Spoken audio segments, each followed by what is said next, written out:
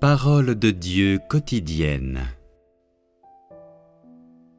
L'autorité du Créateur est immuable et ne peut être offensée. 1. Dieu utilise des paroles pour créer toutes choses. Genèse, chapitre 1, versets 3 à 5. Dieu dit : « Que la lumière soit », et la lumière fut. Dieu vit que la lumière était bonne, et Dieu sépara la lumière d'avec les ténèbres.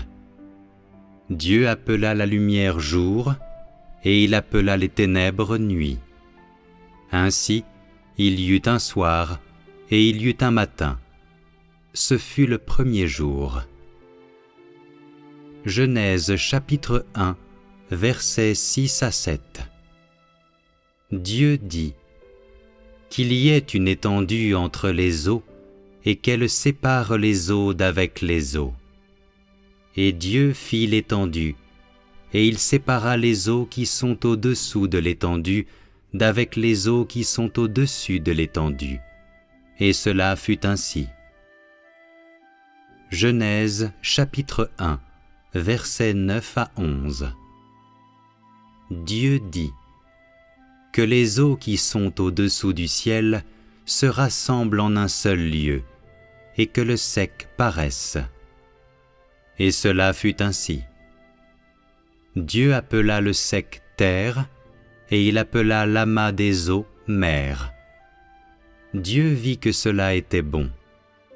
Puis Dieu dit : « Que la terre produise de la verdure, de l'herbe portant de la semence, des arbres fruitiers donnant du fruit selon leur espèce, et ayant en eux leur semence sur la terre. » Et cela fut ainsi.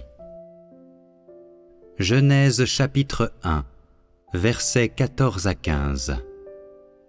Dieu dit : « Qu'il y ait des luminaires dans l'étendue du ciel, pour séparer le jour d'avec la nuit, que ce soit des signes pour marquer les époques, les jours et les années, et qu'ils servent de luminaires dans l'étendue du ciel, pour éclairer la terre. » Et cela fut ainsi. Genèse chapitre 1, versets 20 à 21. Dieu dit : « Que les eaux produisent en abondance des animaux vivants, et que des oiseaux volent sur la terre vers l'étendue du ciel. » Dieu créa les grands poissons et tous les animaux vivants qui se meuvent, et que les eaux produisirent en abondance selon leur espèce. Il créa aussi tout oiseau ailé selon son espèce. Dieu vit que cela était bon.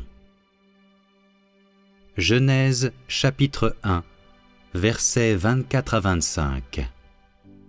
Dieu dit : « Que la terre produise des animaux vivants selon leur espèce, du bétail, des reptiles et des animaux terrestres selon leur espèce. » Et cela fut ainsi. Dieu fit les animaux de la terre selon leur espèce, le bétail selon son espèce, et tous les reptiles de la terre selon leur espèce. Dieu vit que cela était bon. 2. Dieu utilise ses paroles pour établir une alliance avec l'homme. Genèse chapitre 9, versets 11 à 13. J'établis mon alliance avec vous. Aucune chair ne sera plus exterminée par les eaux du déluge, et il n'y aura plus de déluge pour détruire la terre. Et Dieu dit : c'est ici le signe de l'alliance que j'établis entre moi et vous, et tous les êtres vivants qui sont avec vous, pour les générations à toujours.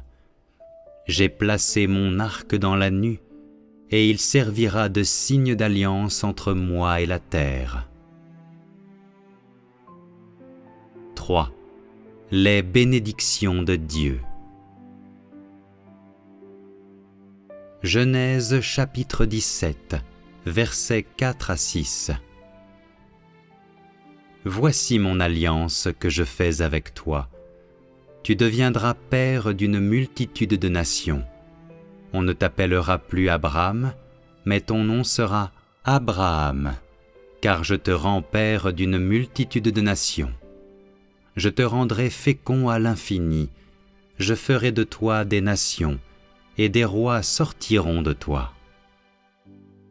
Genèse chapitre 18, versets 18 à 19. Abraham deviendra certainement une nation grande et puissante, et en lui seront bénies toutes les nations de la terre, car je l'ai choisi afin qu'il ordonne à ses fils et à sa maison après lui de garder la voie de l'Éternel en pratiquant la droiture et la justice, et qu'ainsi l'Éternel accomplisse en faveur d'Abraham les promesses qu'il lui a faites. Genèse chapitre 22, versets 16 à 18. Et dit, « Je le jure par moi-même, parole de l'Éternel, parce que tu as fait cela et que tu n'as pas refusé ton fils, ton unique, je te bénirai et je multiplierai ta postérité, comme les étoiles du ciel et comme le sable qui est sur le bord de la mer. Et ta postérité possédera la porte de ses ennemis. Toutes les nations de la terre seront bénies en ta postérité, parce que tu as obéi à ma voix. » Job, chapitre 42, verset 12. Pendant ces dernières années, Job reçut de l'Éternel plus de bénédictions qu'il n'en avait reçues dans les premières. Il posséda 14 000 brebis, 6 000 chameaux, 1 000 paires de bœufs et 1 000 ânesses.